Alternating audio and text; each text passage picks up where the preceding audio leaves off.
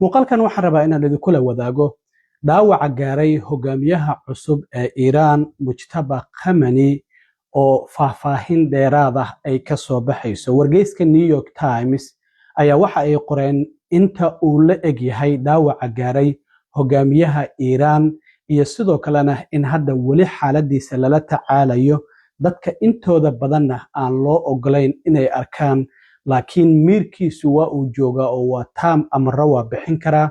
laakiin waxaan ognahay ilaa iyo markii la doortay in uusan warbaahintana ka soo muuqan, meelaha publicana uusan ka soo muuqan. haddaba faahfaahinada laga bixiyay dhaawiciisa ilaa iyo intay la eg yihiin ayaan idinla wadaagaya.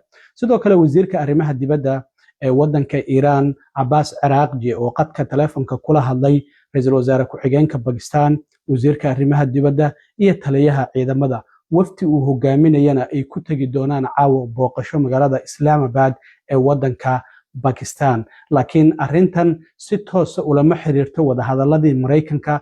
waa booqasho uu wasiirka arrimaha dibadda uu ku kala bixinayo wadamada ay ka mid yihiin Pakistan, Oman iyo weliba Ruushka. arrimahaasina sidoo kale waan idinla wadaagaya. askari ka tirsan ciidamada Mareykanka, gaar ahaan ciidamada qaaska ah, kuna lug lahaa howlgalkii lagu soo qabtay madaxweynihii wadanka Venezuela Nicolas Maduro ayaa shalay la xiray. sababta loo xirayna waxa ay tahay in uu sharad ku dhigtay in madaxweynaha wadanka Venezuela la soo qaban doono ka hor bishii January ee sanadkan horaantiisii inta aysan dhammaanin. marka warbixin uu ogaa ayuu ku sharatamay, waxaana uu ku helay lacag ku dhowaad $500,000. haddaba arrintaasi ayaa loo soo xiray. faahfaahin ayaanan idinka sii doonaa, balse marka hore soo dhowaada. in hogaamiyaha cusub ee Iiraan Mujtaba Khamenei uu dhalay Ayatollah Ali Khamenei oo la dilay 28kii bishii February ee labaad ee sanadkan, duqeyntii ugu horreeyay markii dagaalkan uu bilaabanayayna Iiraan ay ku dishay ayna Mujtaba Khamenei aabihii, xaaskiisii, hooyadii iyo sidoo kalena ilmo uu isagu dhalay ayaa hadda markii ugu horreysay waxaa la ogaanayaa dhaawaca gaaray inta uu la eg yahay. Mujtaba Khamenei oo la doortay wax yar kadib markii uu aabihii dhintay ayaana warbaahinta ka soo muuqan, meelo fagaaraana aan lagu arkin. waxaa TV-ga Iiraan laga akhrin jiray qoraal uu soo qoray ayaa laga akhrin jiray. hadda marka wariye ka tirsan New York Times oo in ka badan muddo 30 sano ah ka soo hadlaysay arrimaha Iiraan oo magaceeda la yiraahdo Farnas Fasihi ayaa waxa ay heshay xog la xiriirta dhaawaca gaaray Mujtaba Khamenei inta uu la eg yahay. Mujtaba Khamenei horta waxa wararku ay sheegayaan in dhaawac xun uu ka soo gaaray duqeyntaasi uu aabihii ku dhintay, isla markaana sidoo kalena dhaawacaasi aadka u daran waxa la leeyahay maskaxiyan waa uu caafimaad qabaa, isla markaana waxyaabaha socdo waa uu ka warqabaa, amarana waa uu bixinayaa. laakiin waxaa jirta in mid ka mid a lugihiisa 3 jeer qalliin lagu sameeyey, markii dambena la jaray. haddana waxaa loo geliyey lug macmal ah oo hadda hal lug ayaaba la jaray. sidoo kale wejigiisana waa uu gubtay, faruuryihiisana waa ay gubteen. taasina waxay sabab u tahay maadaama warbaahinta aan laga arkin, uu ka soo muuqanin, isla markaana sidoo kale meelo fagaaraha aan lagu arkin ilaa iyo markii la doortay oo 2 bilood ka badan hadda ay ka soo wareegatay. marka waxaa la leeyahay wejigiisa iyo faruuryihiisa hadda qalliin ayaa lagu sameynayaa si loo dayac tiro. sidoo kalena waxaa jirta in ay aad u adag tahay in la ogaado halka uu ku jiro. madaxweynaha wadanka Iiraan waxaan ognahay inuu dhaqtar yahay, Masoud Pezeshkian, iyo wasaaradda caafimaadka oo kaliya ayaa og ayaa la leeyahay halka uu ku jira, maadaama Israa'iil ay ku hanjabtay in ay dilayso hogaamiyaha cusub ee la doorto. dadka og halka uu ku jiro aad ayay u yar yihiin ayaa la leeyahay. waxaana si dhow ula shaqeynaya ciidamada kacaanka Iiraan uu ka mid ahaan jiray, iyadoo ay si dhow u wada shaqeynayaan isaga iyo ciidamada. laakiin amarada hadda wadanka Iiraan duqeymaha iyo marka la geysanayo waxaa la leeyahay saraakiisha ciidamada ayaa go'aankaasi iska leh. marka dhaawaca soo gaaray intaasi ayuu leeyahay, laakiin waxaa la leeyahay maskaxiyan waa uu fayuu yahay, amarana waa uu bixinayaa, laakiin ma socon karo sida muuqata, isla markaana faruuryihiisa iyo wejigiisa waa ay gubteen. haddaba wariyahan ka tirsan New York Times ee maqaalkan qortay oo telefishinka CNN-ka xalay u warantay ayaa sidan uga warbixisay sida ay wax u gaareen iyo dhaawiciisa inta uu la eg yahay hogaamiyaha cusub ee Iiraan Mujtaba Khamenei. Mujtaba Khamenei was gravely injured in the airstrikes on February 28th that started the war and killed his father, Ayatollah Ali Khamenei. He has suffered from severe leg injury. His leg has been operated on. There are suggestions that it may even be amputated, and he's waiting for a prosthetic leg. His hand has been operated on, and it's gaining functionality. And more importantly, his face and lips have been severely burned to the point where it's difficult for him to speak, and he will require plastic surgery. So we know that he's gravely injured. We know that there's the president of Iran, President Pezeshkian, who's a heart surgeon, and the health minister are in charge of his health care, and he's mostly surrounded by a medical team in a hiding place, and access to him is incredibly difficult. And that's probably one of the reasons why we haven't seen the new supreme leader in any video messages. Nobody has. And his voice has not been heard. To the extent that he's communicated, it's been with written statements read on state television. Well, we've heard his all the sources I spoke to said his mental capacity was intact, so he was able to engage and communicate. Now, we also know that as soon as he was appointed as the successor of his father, Israeli officials said that they would assassinate him if they found him. There's been airstrikes that have killed not just Ayatollah Khamenei, the late Ayatollah Khamenei, but also very senior commanders. So there is a real threat and risk to his life in the view of the Iranians and from what we can gather. Part of the reason why there's no access to him is because I heard from sources that Iranians are worried that if officials try to visit him, their movement might be traced to him, because we know that also the movement of senior officials has been sort of monitored.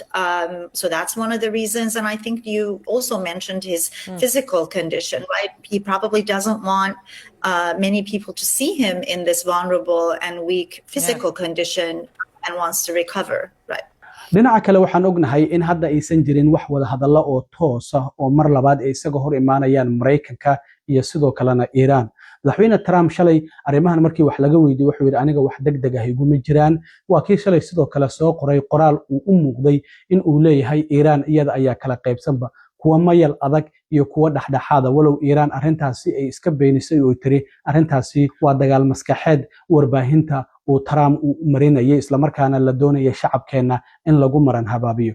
haddaba wasiirka arrimaha dibadda ee wadanka Iran Abbas Araghchi oo kamid ah wada xaajoodayaasha dawladda Mareykanka la xaajoonaya ayaa waxa uu qadka telefoonka kula hadlay ra'iisul wasaare ku xigeenka wadanka Pakistan, wasiirka arrimaha dibadda ninka la yiraahdo Mohammad Ishaq Dar, iyo sidoo kale taliyaha guud ee ciidamada Pakistan ninka la yiraahdo Asim Munir. waxaana ay ka wada hadleen ayaa la leeyahay arrimihii xabad joojinta iyo sidoo kale arrimo labada wadan quseeya. sidoo kale wasiirka arrimaha dibadda ee Iran Abbas Araghchi waxa uu mar kale telefoon gooni ah kula hadlay hogaamiyaha kurdiyiinta ku nool waqooyiga wadanka Ciraaq oo sidoo kalena uu xiriir wanaagsan oo kala dhaxeeyo Iiraaniyiinta. marka wasiirka arrimaha dibadda waxa uu sheegay bartiisa X uu ku soo qoray inuu safar ku tagi doono magaalooyinka Islamabad oo caasimada wadanka Pakistan, Muscat oo caasimada wadanka Oman, iyo Moscow oo caasimada wadanka Ruushka. waxaan ognahay Ruushka inuu si weyn u caawinayay Iran markii dagaalka ay kula jirtay Iran oo xitaa la yiri dhinaca satellite-ka ayuu ka caawinaya. marka waxa uu ku sheegay marka wasiirka arrimaha dibadda safarkan in uu wadamadaasi maadaama uu yiri wadamada dariska nala ah ayaa muhiimad gaar ah noo leh, waxa uu sheegay in uu si dhow ugala hadli doono xiriirka labadaasi wadan ka dhaxeeya isla markaana ay wada tashiyo ay ka yeelan doonaan arrimaha horumarinta gobolka. sidaasi ayuu ku sheegay safarkiisa. waxa uu yiri waxa muhiimad gaar ah noo leh wadamada dariska nala ah. marka caawa wafdi uu hogaaminayo oo kooban ayaa tagi doona magaalada Islamabad. mas'uuliyiinta Pakistan ayay la kulmi doonaan, laakiin looma malaynayo wada hadalka Mareykanka iyaga inay u tagayaan wafdi Mareykan inuu tagayo in kalena ilaa ay hadda lama shaacinin. ugu dambeyntii arrintan la yaab kale oo shalay dhacday ayaan idinla wadaagaya. askari ka tirsan ciidamada qaaska ah ee Mareykanka ee loogu talagalay howlgallada gaarka ah inay fuliyaan ayaa shalay la xiray. askarigan waa ciidamada active duty-ga ayuu ku jira hadda shaqada ku jira, waxaana uu ka tirsan yahay xarada la yiraahdo Fort Bragg oo ku taala North Carolina.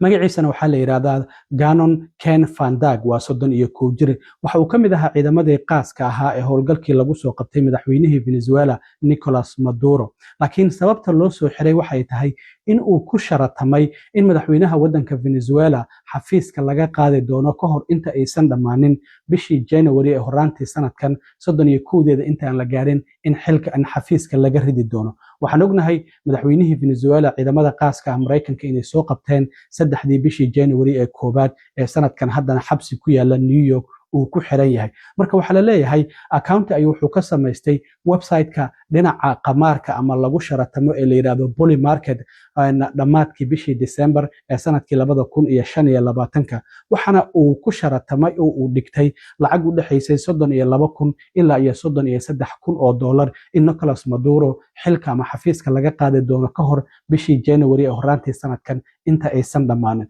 marka qorsheynta soo qabashadiisa ayuuna qayb ka ahaa marka arrintan waxay ahayd sir uu isagu og yahay isla markaana dadka intooda badan aysan ogeyn marka waxa la leeyahay markii uu lacagtaasi ku sharatamay oo la soo qabtay Nicolas Maduro waxa uu helay lacag ku dhawaad $500,000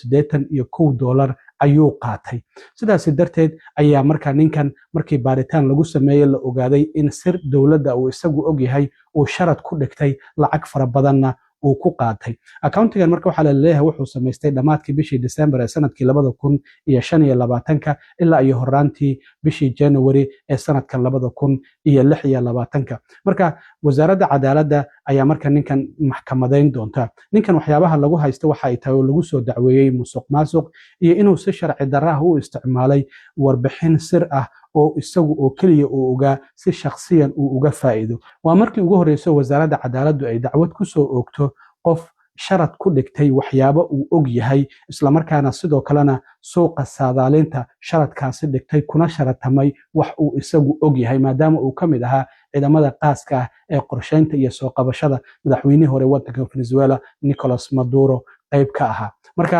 arrintan waa arrin la yaab leh in qof ka tirsan ciidamada waliba ciidamada qaaska ah howlgal uu isagu og yahay in uu ku sharatamo isla markaana lacag intaasi la eg uu qaato taliyaha FBI-da Kash Patel ayaa waxa uu sheegay in soo qabashada ninkan ciidamada ka tirsanaa waliba qaaska ah in ay cadayn cad u tahay in aysan jirin qof sharciga ka weyn oo qof kasta sharciga la marinayo marka arrimahaas ayaan rabay inaan idila socodsiiyo asxaabay aad iyo aad u mahadsantihiin intaan mar kale kulmi doono waa saaxiibkeen cilmi waaro idin la sidaa iyo nabadgelyo